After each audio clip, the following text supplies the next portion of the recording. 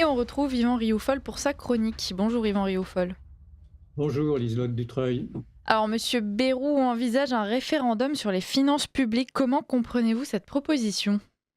Écoutez, moi j'y vois l'expression d'une panique d'un monde politique qui ne maîtrise plus rien des effets de sa vision progressiste du monde, une vision progressiste qui partout fait faillite. Et c'est un monde politique qui n'a plus d'idées, plus de courage et qui se sait de plus rejeté par l'opinion. Il y a eu un sondage très intéressant du Figaro ce week-end qui montrait que 78% des sondés, des Français, souhaiterait un prochain président de la République en rupture avec la politique menée.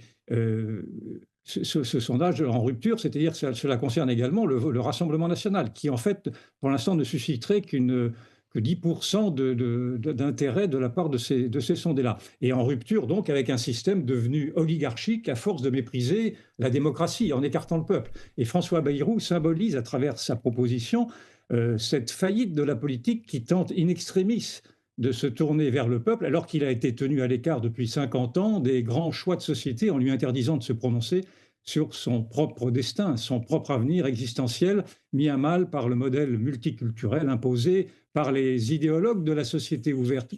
Donc François Bayrou, avec cette proposition, est hors sujet. D'ailleurs, il reconnaît lui-même dans le JDD, parce que c'est là qu'il a fait cette proposition, que ce qui est en train d'arriver, je le cite, est une forme d'explosion en chaîne de la société française. Je vois, dit-il, la détestation du musulman et de l'islam, la détestation des juifs et du judaïsme, et la détestation des chrétiens. Ce sont des guerres de religion. Donc il pose bien le problème existentiel, effectivement, de cette société ouverte à ses ennemis. Simplement, il n'ose pas aller au bout de ce défi qui est imposé par l'immigration extra-européenne et qui fait venir notamment la charia, qui est incompatible avec nos mœurs. Or, plutôt que d'interroger les Français sur ce sujet existentiel, ce sujet capital, ils préfèrent effectivement les interroger sur le sujet de l'endettement. Je ne dis pas que l'endettement ne soit pas un sujet, c'est un sujet capital, mais c'est un sujet qui relève d'abord, me semble-t-il, du Parlement. Donc, ce que l'on voit apparaître, mais on en a déjà parlé ici, c'est que ce sujet existentiel de l'immigration de peuplement est un sujet qui reste totalement inabordable pour l'instant parce qu'il est, il est interdit de l'aborder par cette idéologie de la non-discrimination, de l'antiracisme, qui sont des vertus en soi, mais qui ont été instrumentalisées au point, effectivement, de ne plus pouvoir rendre abordables ces sujets-là.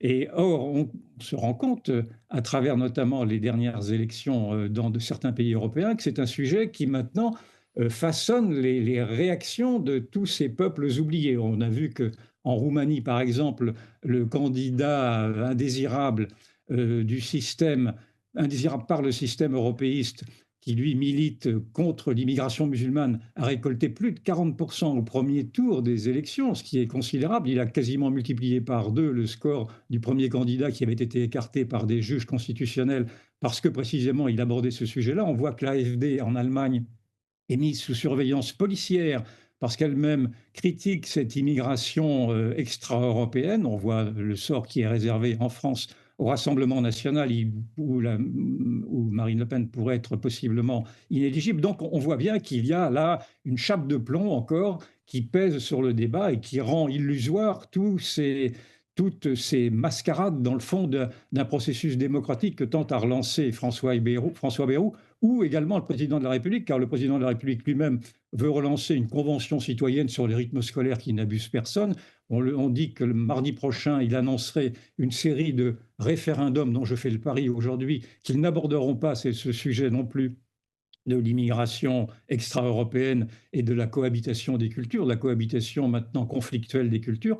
Et en fait, on se rend compte que les hommes politiques se montrent incapables de répondre encore maintenant, en dépit des alertes qui sont celles maintenant posées par les sondages et par ces élections en Europe, partout en Europe, restent incapables d'aborder le sujet de la fragilité de l'identité de la France. Il n'y a qu'un seul homme politique pour l'instant qui arrive à peu près à poser ce problème, c'est Bruno Retailleau, mais il le fait dans un isolement qui rend naturellement ces décisions très, très symboliques. Hmm.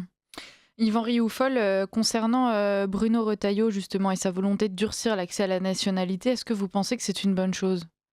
Et le mérite de Bruno Retailleau, il en a beaucoup, Bruno Retailleau, c'est au moins de replacer le sujet le sujet existentiel sur le terrain de l'identité fragilisée par cette immigration extra-européenne et singulièrement par une immigration musulmane qui ne s'intègre plus pour une partie d'entre elles. Je ne généralise pas, bien entendu, mais on voit bien la force des évidences nous montre que même le ministre de l'Intérieur reconnaît que il n'y a plus un endroit en France qui soit sécure, qui soit safe, a-t-il dit, venant de l'ancien ministre de l'Intérieur, c'est tout de Mmh. même assez piquant. Et donc, Retailleau propose, avec les moyens qu'il a, c'est-à-dire les ordonnances, d'essayer malgré tout de bousculer cet édifice. Et il le fait sans doute avec cet exemple qu'il a en tête, que nous avons tous en tête, de la redoutable efficacité de Donald Trump, qui, en dépit de beaucoup de défauts, a au moins cette qualité de faire ce qu'il dit et de le faire rapidement. Donc, il a le mérite de rappeler que l'objectif, dans le fond,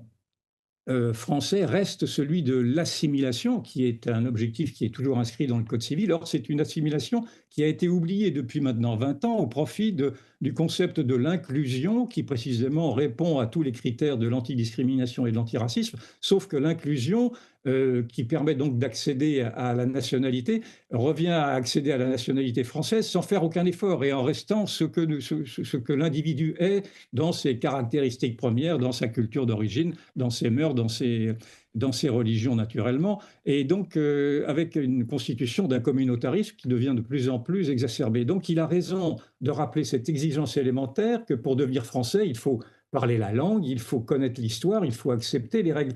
Mais simplement, je pense que, d'ailleurs, il répond dans le fond à la définition de Renan, qui au XIXe siècle avait qualifié la France de grande chaudière qui arrive à produire des Français avec des éléments divers, et en insistant sur cette tradition qui existe que l'arrivant s'inscrivent dans l'héritage indivis, disait Renan, et la culture des ancêtres. Mais je pense qu'il faudrait tout de même aller plus loin.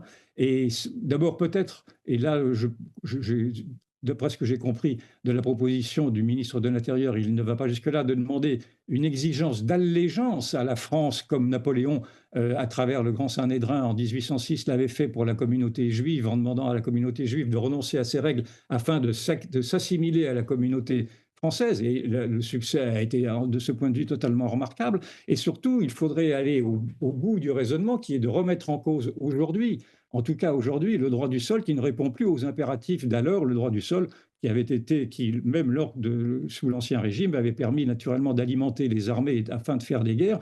Mais aujourd'hui, on voit que le droit du sol qui plaque une nationalité automatiquement à l'issue des 18 ans de celui qui est né en France, est parfois vécu comme une violence identitaire par celui qui devient français alors qu'il ne se sent pas français. Donc il faudrait revenir aussi, là le problème n'est pas posé par Retailleau, qui n'a pas encore les moyens de le faire, revenir au droit, alors naturellement au droit du sang qui va de soi pour les Français, mais également au droit de la volonté, c'est-à-dire d'exiger, dans le fond, de celui qui veut rejoindre la communauté française, qu'il accepte effectivement cette allégeance et cette volonté qu'il aurait à vouloir nous rejoindre et à vouloir nous ressembler. Donc c'est ce droit du sol qu'il faudrait remettre en question. Or, ce droit du sol, pour l'instant, est vu comme un tabou. Donc on tourne pour l'instant en rond et depuis 50 ans, on vit dans cette interdiction de penser sa propre survie, ce qui est dans l'obligation de s'ouvrir toujours davantage à l'autre qui serait vu comme une sorte de rédempteur. Donc